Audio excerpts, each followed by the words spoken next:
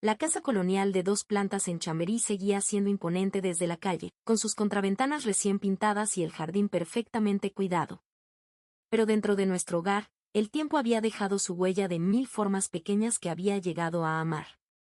Los tablones del suelo que crujían anunciando tu llegada al vestíbulo. El leve halo de hollín alrededor de la chimenea de mármol que ninguna cantidad de limpieza podía eliminar. Las suaves hendiduras desgastadas en las barandillas de caoba donde generaciones de manos habían descansado. Para mí, estos no eran defectos, eran carácter. Pequeños susurros de historia que convertían nuestra casa en un hogar. Valeria.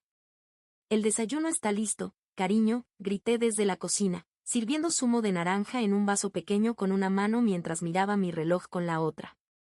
La luz matutina se filtraba a través de las cortinas de cuadros, creando patrones cálidos sobre la isla de madera donde había puesto platos de huevos revueltos y tostadas.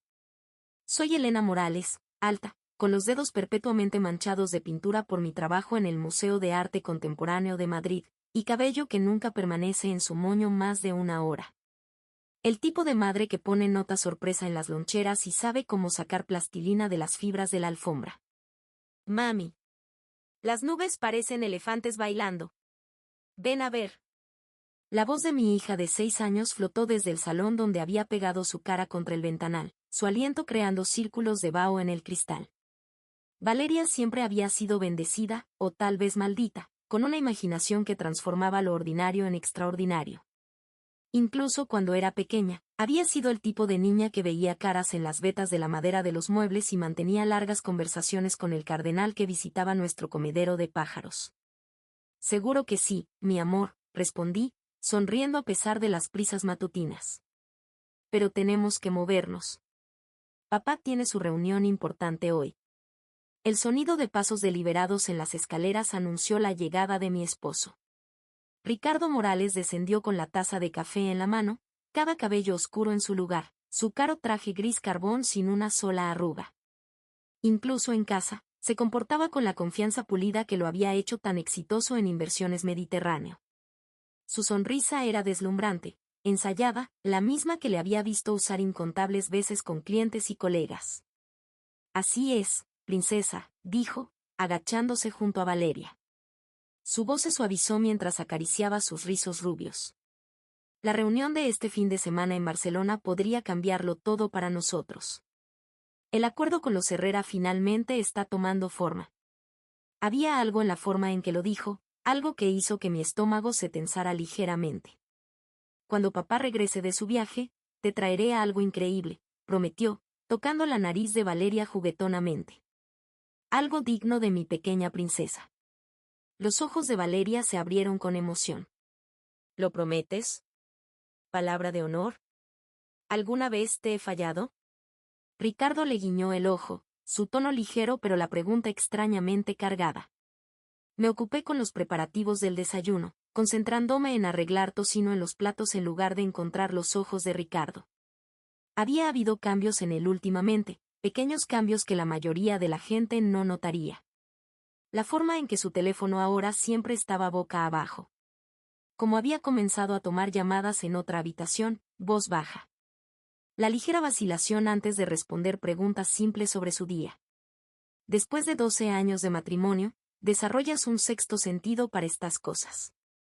Algo no estaba bien, y había comenzado hace unos 3 meses, justo después de la muerte inesperada de mi madre Carmen. Ricardo se colocó detrás de mí, poniendo sus manos en mis hombros. Sentí como me tensé involuntariamente bajo su toque. Llamó Esperanza esta mañana, dijo, refiriéndose a su madre. Ha finalizado los arreglos para el jardín conmemorativo en el club de campo. En honor a Carmen. Mis manos se detuvieron momentáneamente sobre los platos. Eso es, considerado de su parte, logré decir, manteniendo mi voz neutral. A mamá le habría gustado. La verdad era más complicada. Esperanza Morales nunca me había aprobado. Para ella, yo era la curadora de arte bohemia que de alguna manera había hechizado a su hijo dorado, una distracción temporal que eventualmente superaría. 12 años y una nieta después, todavía estaba esperando. Bueno, madre siempre pensó que Carmen era demasiado, poco convencional, dijo Ricardo con un gesto despectivo. Pero está haciendo un esfuerzo ahora. La implicación no dicha flotaba en el aire, a diferencia de ti. Carmen me había dejado una herencia sustancial, los ingresos de la venta de su galería de arte y la casa victoriana que había restaurado con amor. No había tocado el dinero aún. De alguna manera, hacer planes se sentía mal mientras todavía me despertaba cada mañana con la creencia momentánea de que aún podía llamarla, aún escuchar su risa.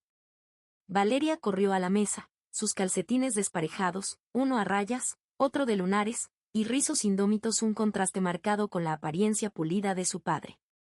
«Papi, ¿podemos ir al acuario cuando regreses?», preguntó, ahogando sus panqueques en sirope de arce. Ricardo revisó su Rolex. «Ya veremos, princesa. Si este acuerdo sale bien, podríamos llevarte a un lugar aún mejor. Disneyland París, tal vez». Besó la frente de Valeria, luego rozó sus labios contra mi mejilla, rápido, mecánico, como marcar un elemento de una lista. «No me esperes esta noche», dijo, tomando su maletín. «La cena con el equipo Herrera probablemente se alargará». En la puerta, se detuvo cuando grité su nombre. «Ten cuidado», dije, las palabras sintiéndose extrañamente significativas. Asintió una vez y se fue. Por la ventana, lo vi deslizarse en su Mercedes negro y alejarse, el motor del auto ronroneando costosamente por nuestra calle arbolada. Debería haberlo sabido entonces. Debería haber visto lo que venía. Pero la retrospectiva siempre es cristalina, ¿verdad? Esa tarde, ordené cajas de las pertenencias de mi madre, álbumes de fotos con cubiertas de plástico despegándose, joyeros antiguos, documentos legales en carpetas manila descoloridas. El aroma de su perfume, lirio de los valles, aún se adhería débilmente a algunos objetos, haciendo que mi garganta se tensara inesperadamente. Valeria se sentó con las piernas cruzadas en la alfombra del salón cerca, examinando cuidadosamente fotografías viejas con la concentración solemne que solo los niños pueden mostrar. «Mami, ¿quién es esta señora con la abuela Carmen?», sostuvo una Polaroid descolorida, sus bordes suaves con la edad. Tomé la foto gentilmente. Mostraba a mi madre y a mí en San Sebastián, nuestro cabello ondulando en la brisa del Cantábrico, brazos alrededor de los hombros de la otra, riendo. Tenía 19 entonces, en casa desde mi primer año de universidad. Antes de Ricardo. Antes de las responsabilidades adultas. Antes de saber qué tan rápido podía cambiar la vida. «Esa soy yo y la abuela cuando estaba en la universidad», dije, trazando la imagen con mi dedo. Hicimos un viaje a la playa juntas ese verano. Valeria estudió mi cara con esa mirada inquietantemente perceptiva que a veces tienen los niños. «¿La extrañas?». «Todos los días, cariño», respondí honestamente, mi voz quebrándose. La expresión de Valeria se volvió misteriosamente seria. La abuela me contó un secreto. Levanté la mirada, sorprendida. «¿Qué tipo de secreto?». «Es sobre la puerta escondida», susurró, acercándose más. «Oh». Sonreí indulgentemente. «¿Y cuándo te contó la abuela esto?». «En mi sueño», dijo Valeria con absoluta convicción. Dijo que era importante. Antes de que pudiera responder, mi teléfono sonó, el tono de Ricardo. «Hola», respondí. «¿Qué pasa?». «Cambio de planes», dijo, su voz distraída, apagada como si estuviera cubriendo el receptor con su mano. «Saldré temprano mañana por la mañana en su lugar. Necesito preparar algunos documentos antes de la reunión». «Oh, está bien. ¿Quieres que empaque algo para ti?». «No es necesario. Ya está todo arreglado». La línea se cortó. Sin despedida, sin te amo. Solo aire vacío. Esa noche, algo se sentía diferente en nuestro hogar. Una pesadez, como la presión antes de una tormenta. Valeria estaba inusualmente callada durante la cena, empujando sus macarrones con queso alrededor de su plato y mirando por la ventana como si esperara algo. «¿Todo bien, mi amor?», pregunté, extendiendo la mano para sentir su frente. «Apenas has tocado tu cena favorita». Valeria siguió mirando por la ventana del comedor, su pequeña cara marcada con una preocupación que parecía demasiado adulta. «Vi a papi y a la abuela Esperanza hablando», dijo en voz baja. No sabían que estaba ahí. Dejé mi tenedor, tratando de mantener mi voz casual. Oh.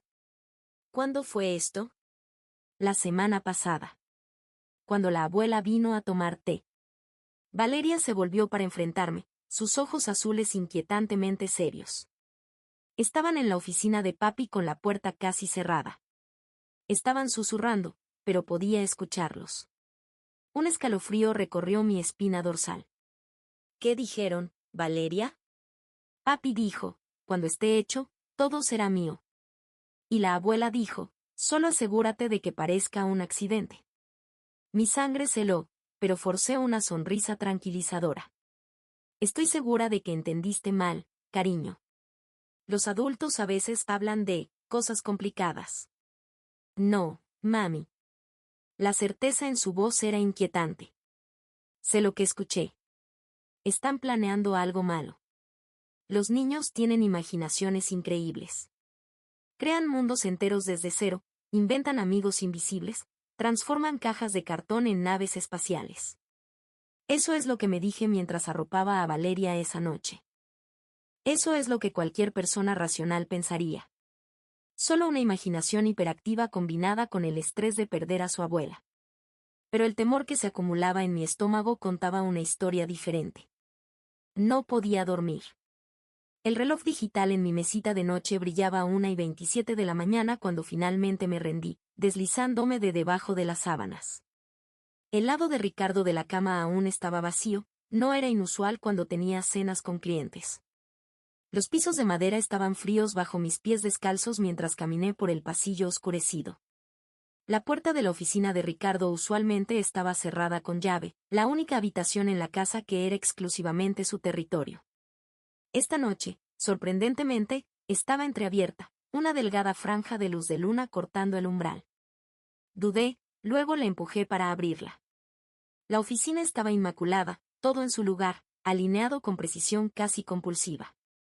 Comencé a abrir cajones, sin encontrar nada inusual hasta que llegué al cajón inferior del archivero, el que normalmente estaba cerrado con llave. Dentro había un sobreetiquetado documentos de seguro de vida. Mis manos temblaron ligeramente mientras saqué los papeles.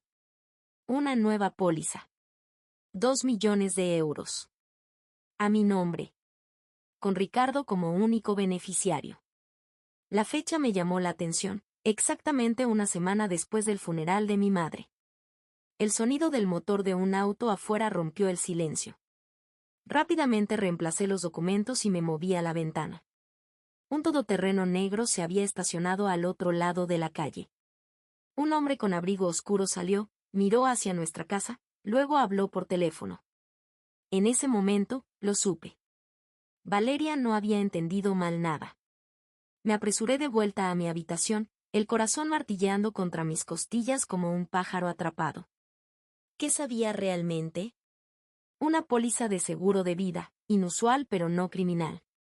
Una conversación críptica escuchada por una niña de 6 años. Un hombre extraño afuera de nuestra casa que podría ser cualquiera, un conductor perdido, un visitante nocturno tardío de un vecino. No era suficiente para llamar a la policía. No era suficiente para acusar a mi esposo de 12 años de planear un asesinato. Pero era suficiente para mantenerme despierta hasta el amanecer, escuchando cada crujido y gemido de nuestra casa vieja con nueva sospecha. Debo haber dormido algo antes del amanecer. Cuando abrí mis ojos, el reloj marcaba las 5:30 de la mañana. Valeria se había metido en mi cama durante la noche, algo que no había hecho desde que comenzó su fase de niña grande el año pasado. Su peso cálido contra mi costado era reconfortante, su respiración profunda y pareja. Luego lo escuché, el sonido de una puerta de auto cerrándose afuera. En la quietud matutina temprana, resonó con claridad inusual. Me deslicé de la cama y fui a la ventana. El Mercedes de Ricardo estaba en el camino de entrada, junto con el todoterreno negro que había visto la noche anterior.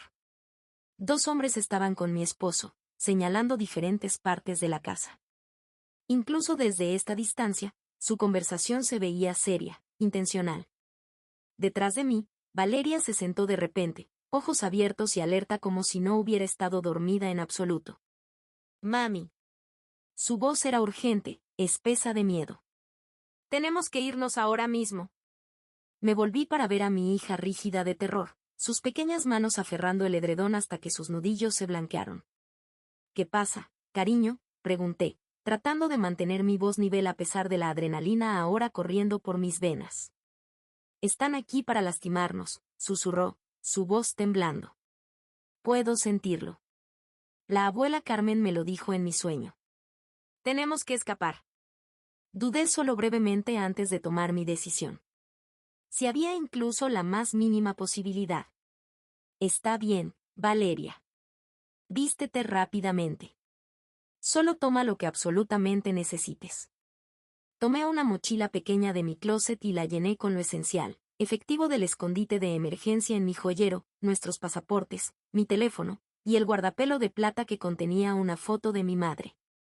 Valeria se puso jeans y un suéter con eficiencia incaracterística, aferrando su conejo de peluche señor Bigotes contra su pecho. La puerta principal se abrió abajo. Múltiples pasos y voces masculinas resonaron desde abajo. ¿Todo está listo? La voz de Ricardo, pero con una frialdad que nunca había escuchado antes. ¿Las modificaciones del sistema están completas? Todo listo para funcionar, respondió una voz desconocida. Activación remota a tu señal. Bien. ¿Y el investigador de seguros ha sido atendido? Encontrará exactamente lo que queremos que encuentre. Un trágico incendio eléctrico. Muy común en estas casas viejas. Mis ojos se encontraron con los de Valeria a través de la habitación. ¿Cómo había sabido? ¿Cómo podía haber sabido? La abuela Carmen vino a mí en mis sueños, susurró, respondiendo mi pregunta no dicha. Me mostró todo.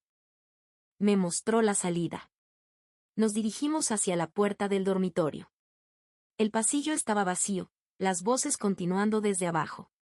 Iremos por las escaleras traseras hasta la puerta de la cocina, respiré en el oído de Valeria. Mantente cerca de mí. Nos movimos silenciosamente por el pasillo hacia la escalera de servicio que llevaba directamente a la cocina. Las voces se hicieron más claras mientras descendíamos. Una vez que el sistema de seguridad esté activado, ¿cuánto tiempo antes de? Estaba preguntando Ricardo. 10 minutos, máximo, respondió el hombre desconocido. El acelerante se extenderá rápidamente. Para cuando alguien se dé cuenta, será demasiado tarde.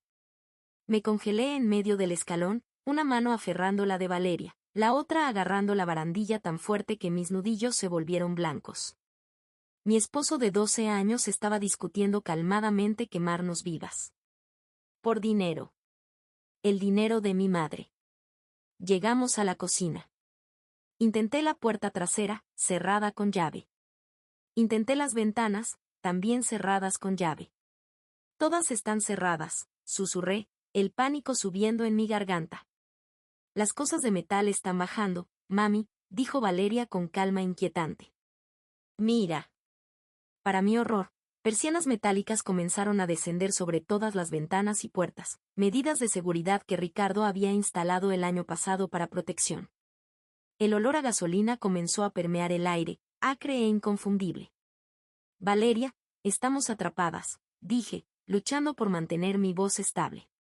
No, no lo estamos. Sígueme, mami, respondió con extraña compostura. La abuela me mostró. Valeria me llevó a la despensa junto a la cocina. Empujó a un lado un estante de latas, revelando una puerta pequeña y polvorienta que se mezclaba perfectamente con la pared. Valeria, como supiste, comencé, asombrada. La abuela Carmen dijo que así era como los sirvientes solían moverse sin ser vistos, explicó con naturalidad. La gente mala que construyó esta casa no quería mirar a los sirvientes. Jaló un pestillo oculto, y la puerta pequeña se abrió, revelando un pasaje estrecho y oscuro. Date prisa, mami. El fuego malo está empezando. Como si fuera una señal, el olor a humo se hizo más fuerte. Desde algún lugar de la casa llegó el sonido inconfundible del crepitar de las llamas. Ve primero, mi amor. Estaré justo detrás de ti. Valeria se metió en el pasaje sin dudarlo.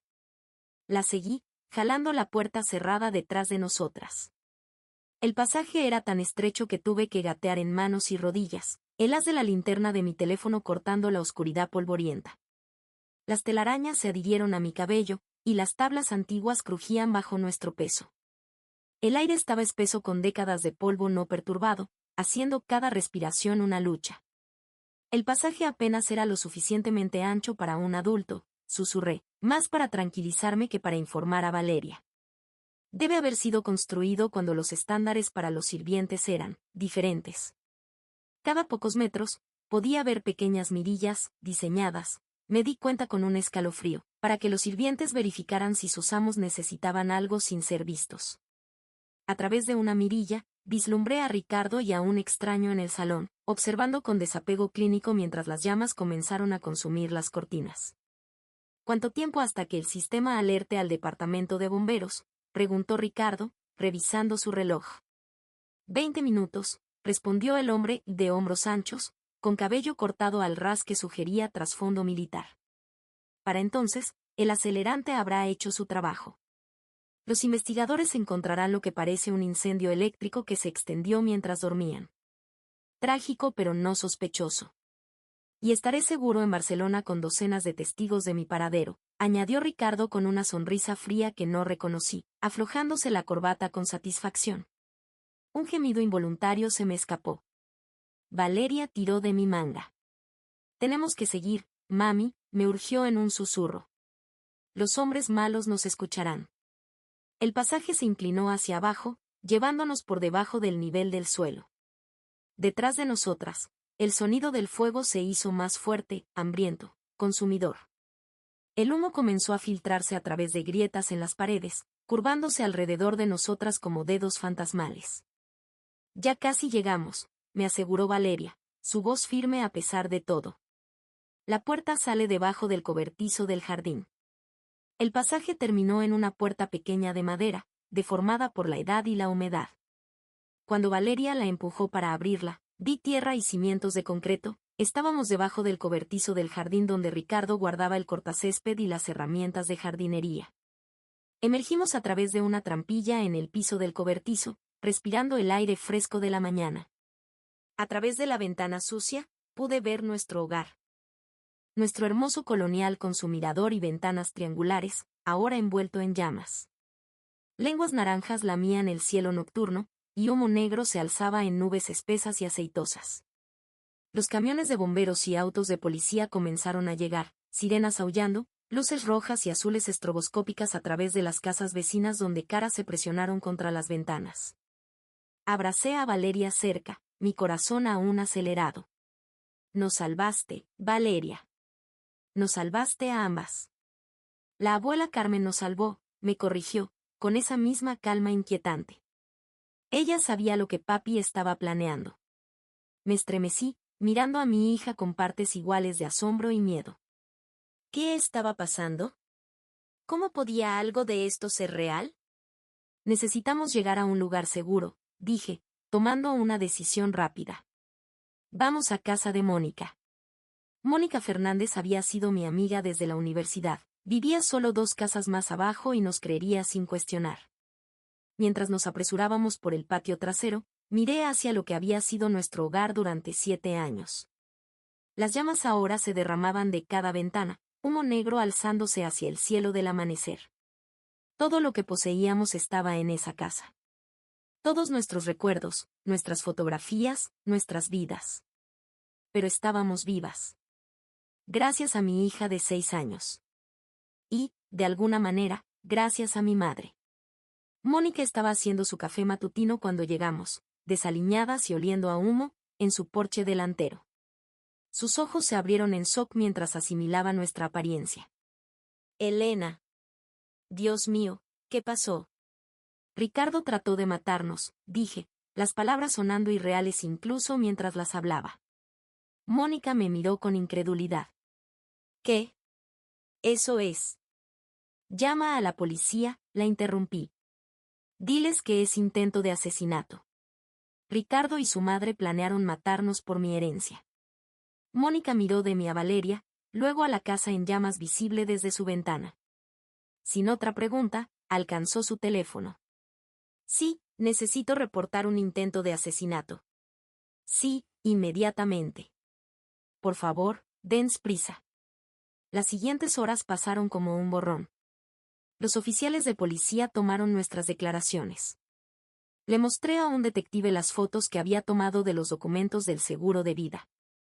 Valeria se sentó en silencio cerca, dibujando una imagen de 3 mujeres, ella, yo, y una tercera figura que se parecía a fotos viejas de mi madre.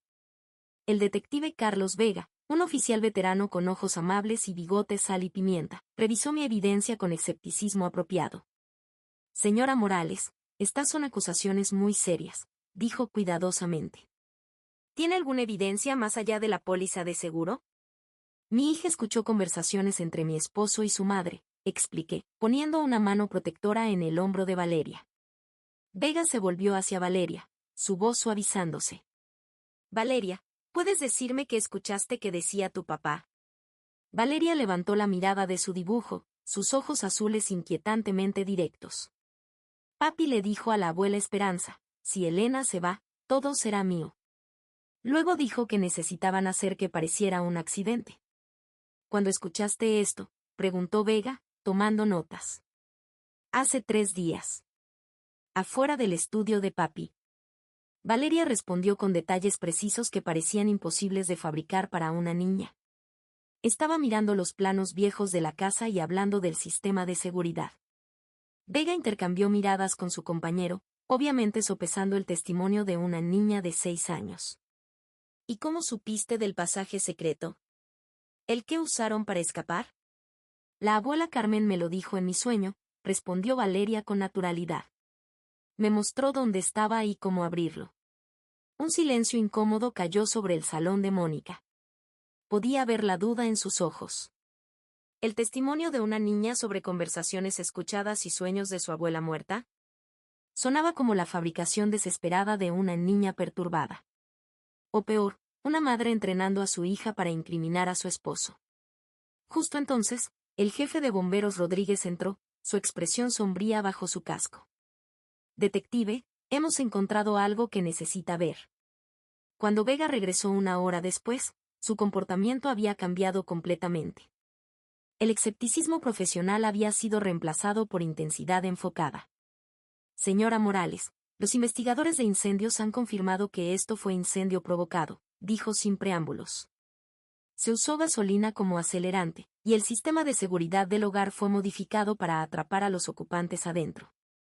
Hemos emitido una orden de arresto para su esposo. Alivio y vindicación me inundaron. Gracias. Gracias por creernos. También hemos aprendido que el señor Morales mintió sobre su viaje de negocios, continuó Vega. Su oficina confirma que no tenía reuniones programadas en Barcelona. Mi teléfono sonó. El identificador de llamadas mostraba Esperanza Morales. Se lo mostré a Vega, quien asintió. Ponlo en altavoz. Hola, Esperanza, respondí, tratando de mantener mi voz estable. Elena. Su voz estaba tensa, controladora como siempre. ¿Dónde estás? ¿Valeria está contigo? Estamos a salvo, Esperanza.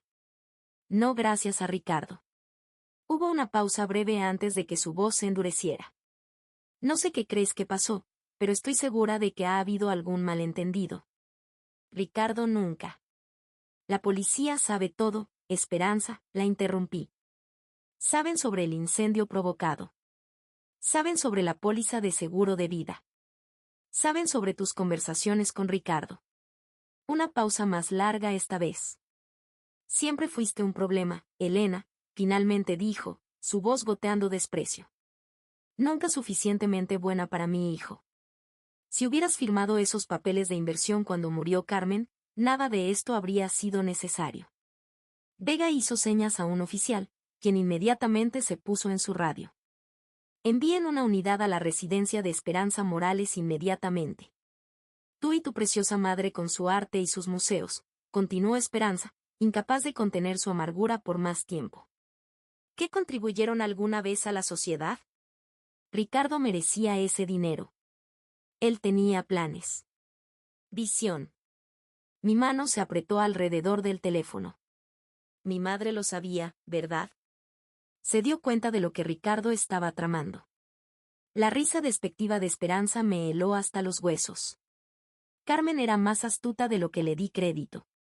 Se negó a invertir en las empresas de Ricardo. Empezó a hacer preguntas. Pero su conveniente ataque al corazón resolvió ese problema. Jadeé, incapaz de creer lo que estaba escuchando. ¿Qué acabas de decir? Nada, Esperanza retrocedió rápidamente. No dije nada. La línea se cortó. Vega y yo nos miramos en shock. Señora Morales, dijo lentamente, creo que necesitamos discutir la posibilidad de que la muerte de su madre no fuera completamente natural. Justo cuando pensé que no podía empeorar, justo cuando pensé que había tocado fondo, el piso se desplomó debajo de mí otra vez. Mi esposo había tratado de matarme a mí y a mi hija por dinero. Y ahora parecía posible, tal vez incluso probable, que la muerte de mi madre tampoco había sido por causas naturales. El juicio comenzó exactamente 3 meses después del incendio. 3 meses viviendo en un apartamento de protección de testigos. 3 meses de terapia para Valeria. 3 meses de pesadillas y dudas y preguntándome cómo pude haber estado tan ciega durante tanto tiempo. La sala del tribunal estaba llena cuando entramos. Ricardo se sentaba en la mesa de la defensa, de alguna manera aún logrando verse impecable a pesar de su uniforme de prisión.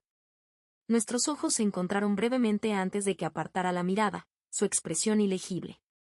Esperanza se sentaba directamente detrás de él, su postura rígida, su cara tallada en piedra.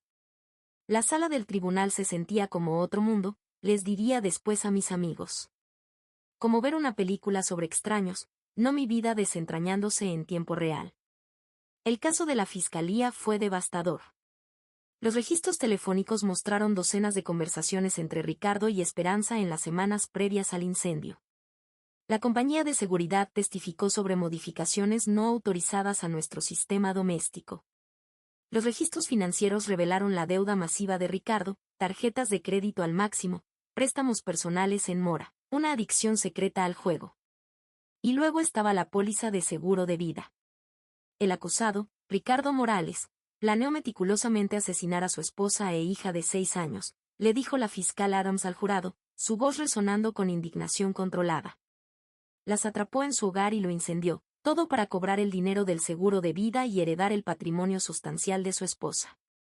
Observé a Ricardo desde el otro lado de la sala del tribunal, buscando cualquier señal del hombre que pensé que había conocido. ¿No había nada real en nuestros 12 años juntos? ¿Había sido todo una actuación? La estrategia de defensa de Ricardo cambió a mitad del juicio de una manera que nadie esperaba.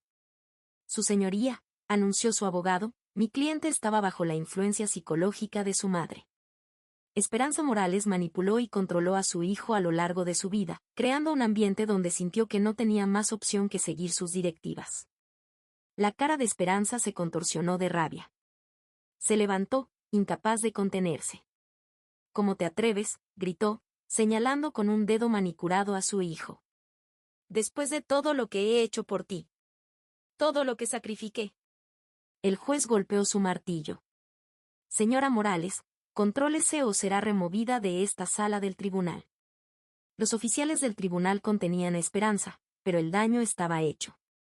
Su arrebato se convirtió en un punto de inflexión en el juicio.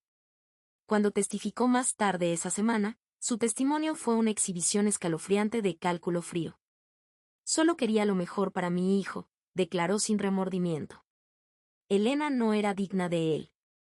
Ella y su madre bohemia estaban arrastrando a Ricardo hacia abajo, impidiéndole alcanzar su verdadero potencial. ¿Ayudó a planear el asesinato de su nuera y nieta?, preguntó la fiscal Adams directamente. La barbilla de Esperanza se alzó desafiante. Simplemente sugerí soluciones a problemas. Lo que Ricardo eligió hacer con mi consejo fue su decisión. La galería estalló en murmullos de incredulidad. El testimonio más poderoso, sin embargo, vino de Valeria. Se sentó en la silla de testigos, pies colgando, aferrando al señor Bigotes. Su voz era pequeña pero clara en la sala del tribunal silenciosa. Escuché a papi y a la abuela Esperanza hablando de hacer que mami se fuera para que pudieran tener todo el dinero, declaró simplemente. ¿Y cómo supiste del pasaje secreto que salvó tu vida?, preguntó la fiscal Adams gentilmente. La abuela Carmen me lo dijo en mi sueño, respondió Valeria. Dijo que papi estaba planeando algo malo y me mostró dónde estaba la puerta escondida. Murmullos se extendieron por la sala del tribunal. La cara de Ricardo se había puesto pálida. Miraba a Valeria con una mezcla de incredulidad y algo que parecía casi como miedo. La abuela Carmen dijo que estaba tratando de advertir a mami, pero no podía, continuó Valeria. Así que vino a mí en su lugar. El jurado deliberó menos de 2 horas. Ricardo fue encontrado culpable de intento de asesinato, incendio provocado y conspiración. Recibió 25 años sin posibilidad de libertad condicional. Esperanza fue condenada por conspiración y sentenciada a 15 años. La investigación sobre la muerte de mi madre fue reabierta, con sus muestras de tejidos siendo analizadas nuevamente en busca de señales de envenenamiento. Parada afuera del tribunal con la pequeña mano de Valeria en la mía, me sentí vacía en lugar de victoriosa. ¿Cómo celebras la justicia cuando significa reconocer que todo tu matrimonio fue una mentira? Nos salvaste la vida, Valeria, dije, arrodillándome a su nivel. Me miró con esos ojos demasiado sabios. Mami, ahora somos solo nosotras dos, ¿verdad? No, cariño, sonreí, cepillando un rizo de su frente. Nos tenemos la una a la otra. Y parece que la abuela Carmen también nos está cuidando. Nos alejamos tomadas de la mano, hacia un futuro incierto que al menos era nuestro. 6 meses después, nuestra nueva realidad había comenzado a tomar forma. Me paré en la ventana de nuestro modesto chalet en Malasaña, observando las hojas de otoño danzar por el patio. Esta casa era una fracción del tamaño de nuestro colonial anterior, pero estaba llena de una calidez que no tenía nada que ver con los metros cuadrados. Mami, mira. Valeria irrumpió por la puerta principal, mochila rebotando, agitando un pedazo de papel. La señora López eligió mi dibujo para la exposición de arte. Tomé el dibujo colorido de su mano extendida. Representaba 3 figuras. Valeria, yo, y una mujer luminosa con características familiares que se parecían a mi madre. Es hermoso, Valeria, dije, genuinamente impresionada por su talento en desarrollo. La abuela Carmen estaría muy orgullosa. Valeria se iluminó. Me alegra haberte dicho que escapáramos ese día, mami. Yo también, mi amor, susurré, abrazándola fuerte. Yo también. Con la ayuda del doctor Miguel Herrera, el terapeuta de Valeria que gradualmente se había convertido en un amigo para ambas, ella había mostrado una resistencia notable. Había hecho nuevos amigos en la escuela y estaba prosperando artísticamente, mientras yo había reanudado mi trabajo en el Museo de Arte Contemporáneo y había comenzado a sanar emocionalmente. También estaba usando parte de la herencia de mi madre para establecer una fundación que apoyara a jóvenes artistas femeninas, algo que Carmen habría amado. ¿Has decidido un nombre para la fundación?, preguntó Valeria una noche mientras nos sentábamos junto a la chimenea, chocolate caliente y un rompecabezas medio terminado entre nosotras. Estoy pensando en llamarla Nuevos Comienzos, respondí. Significa dar el primer paso hacia un sueño diferente cuando el anterior se desmorona. Mientras tanto, las apelaciones de Ricardo fueron repetidamente denegadas. Continuó alegando que es una acusación falsa creada por las delusiones de mi esposa y la imaginación de mi hija, pero la evidencia en su contra era abrumadora. Sus antiguos colegas testificaron sobre años de deshonestidad y manipulación financiera. Lo más irónico fue el colapso completo de su relación con Esperanza. Su intento de culparla durante el juicio había creado una brecha irreparable. Los guardias reportaron que ella estaba aislada en prisión, preferida por otros reclusos como la Reina de Hielo. Aparentemente le decía a cualquiera que le escuchara, todo fue por mi hijo. Todo lo que hice fue por él. Una noche, mientras ordenaba las últimas pertenencias de mi madre, encontré un sobremetido dentro de un libro de poesía viejo. Dentro había una carta escrita a mano. Elena, estoy preocupada por Ricardo. Se acercó a mí para invertir en una empresa que parecía cuestionable. Cuando investigué un poco, descubrí que su compañía está en serios problemas financieros. Ten cuidado, cariño. Hablaré contigo sobre esto cuando te vea la próxima semana. Todo mi amor, mamá. La fecha era 2 semanas antes de su muerte súbita. Entregué esta carta al detective Vega. Llevó a una investigación ampliada, y las sospechas crecieron respecto a las circunstancias de la muerte supuestamente natural de Carmen. Las muestras de tejido preservadas durante su autopsia estaban siendo analizadas en busca de rastros de sustancias que podrían imitar un ataque al corazón. En Nochebuena, Miguel se unió a Valeria y a mí para la cena. Los tres nos sentamos frente a la chimenea después, la habitación resplandeciendo con luz suave del árbol y las velas. Durante los últimos 6 meses, Miguel gradualmente se había convertido en parte de nuestras vidas, primero profesionalmente, luego como amigo, y ahora como algo más. Mami, preguntó Valeria de repente, ¿qué es una familia real? Consideré la pregunta cuidadosamente. No se trata de lazos de sangre, finalmente respondí. Se trata de cuidarse mutuamente. Y protegerse mutuamente. Valeria asintió sabiamente. Por eso nos convertimos en una familia real, ¿verdad? Después de pensar un poco más, continuó, ¿la abuela Esperanza y papi no eran familia? Se amaban, expliqué gentilmente, pero no era un amor saludable. El amor verdadero significa desear la libertad y felicidad del otro. No se trata de usar a alguien para tus propios deseos. Valeria miró a Miguel y sonrió. ¿Qué tal Miguel?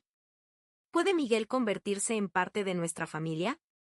Miguel y yo intercambiamos miradas, mis mejillas enrojeciendo. Él sonrió gentilmente. Eso es algo de lo que hablaremos todos algún día, Valeria. Pero por ahora, estoy feliz de estar aquí con ustedes dos.